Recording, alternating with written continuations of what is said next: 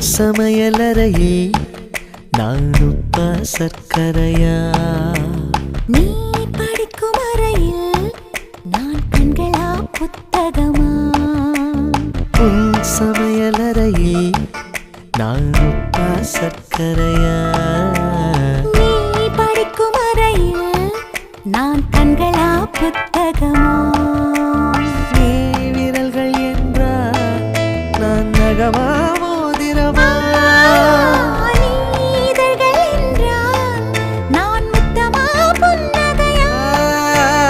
நீ அழகு என்றால் நான் கவியா ஓவியனா? உன் சமையலறையில் நான் உப்பா சர்க்கரையா? நீ படிக்கும் அறையில் நான் கண்களா புத்தகமா?